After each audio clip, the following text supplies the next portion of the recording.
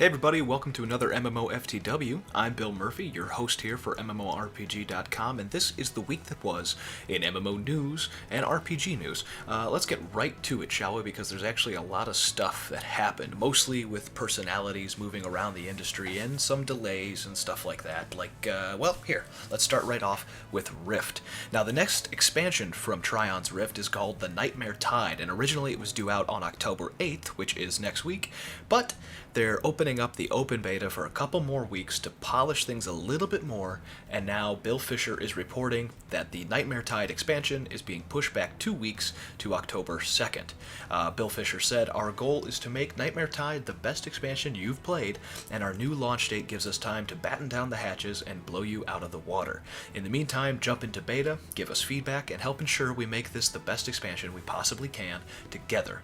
We want and will act on your feedback as Nightmare Tide storms ashore." That's a very punny thing to say, Bill. In any case, we'll have our own previews of Nightmare Tide for you leading up to launch, and our official review will come sometime after Nightmare Tide launches towards the end of October. Next up is some news about the RPG Pillars of Eternity from Obsidian and Paradox. This is sort of a throwback RPG to the days of Baldur's Gate and the Infinity Engine. In fact, the folks at Obsidian and Paradox have gone to great lengths to make Pillars of Eternity look and feel like the Infinity Engine games that we played back in the 90s. But it was originally scheduled for release this year. It is now being pushed back to early 2015, likely the first quarter of 2015. According to the announcement, Pillars of Eternity is being delayed to give the team adequate time to take beta feedback and implement suggestions from the community. So it's one less game we get to play this fall, but chances are there are plenty of other games out there for us MMO and RPG freaks to dive into as winter keeps us locked inside our houses. So we'll keep our eyes on Pillars of Eternity and be ready to review it when it launches next year. Next up is some news from the PlanetSide 2 world. The very famous, very terrific Tramell Ray Isaac is leaving SOE. He's been the art director for PlanetSide 2 all along, but he's moving to a new company. Believe it or not, he is moving to the new company founded by none other than Cliff Bleszinski to start a new free FPS shooter, free-to-play game that's being published by Nexon. He's going to be working with Cliff, likely, to do the art direction there. So this is what Tramell said in his little exit speech. "I've had a blast working with you guys all these many months. I will certainly miss you all. The good news is you are in good hands.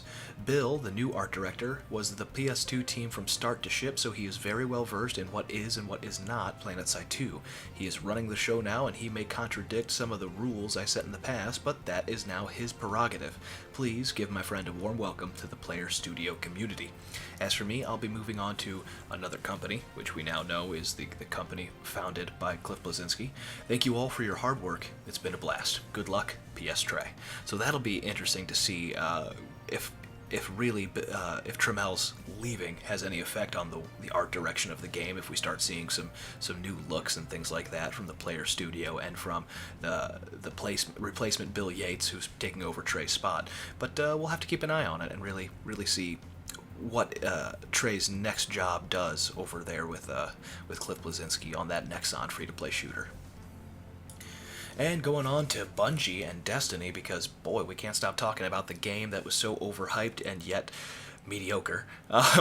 According to an anonymous poster on Reddit, 404 Architect, he was and is part of the development team with Bungie, and he tells a lot of stories about how the game's content was cut, how the story was sort of hacked apart to pieces because they needed to ship this year, and to do that they had to cut and reorganize a lot of things. It's actually a very interesting post. We've pasted the whole thing over on MMORPG.com. I've put the links for you down in the information of this video, so you can go there and take a look at it. It's interesting to see, and to be honest, even though it's just rumor, I kind of believe this guy, and I think you guys should take a look. It might explain a lot of the reasons people are kind of upset with Destiny's story and sort of seeming like it's half finished, and it might also give you a little bit hope for the game's future and the expansion DLC.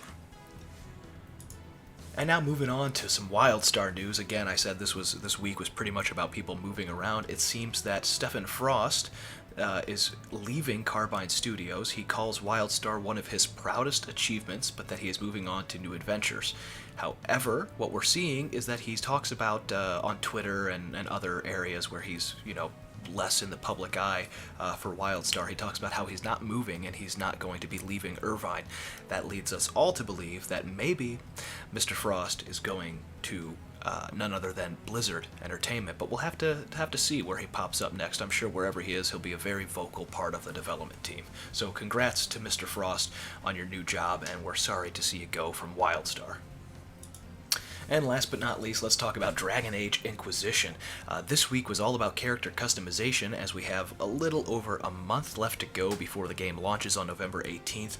The developers at BioWare really wanted to show off just how deeply and complicatedly you can tweak the looks of your characters, the armor of your characters, the stats, the abilities, the weapons, everything. Our own Susie Ford had a great interview with the BioWare team, and you can read all about it on the site. And you can watch the BioWare Twitch presentation of the character customization as well. This is probably one of those things that I didn't expect to be highlighted so much by BioWare, but it seems like the character customization is just one of the many things, as well as the open world, the combat, and the depth of the RPG mechanics, that makes me think that Inquisition will be a giant improvement over Dragon Age 2. At least I hope so. We'll see in again, just about 6 weeks from now when the game launches. Our own Susie Ford will be reviewing it, and I will be playing the heck out of it and probably not doing anything else for several weeks around that time. So I hope you guys are ready for it too. In any case, that's it for this week. Thanks for watching. As always, don't forget to follow us on Twitter, Twitch, Facebook, and YouTube at MMORPG.com without the dot. If you feel like it, you can follow me on Twitter at TheBillMurphy. As always, we'll see you next week, and don't let a bad pug get you down.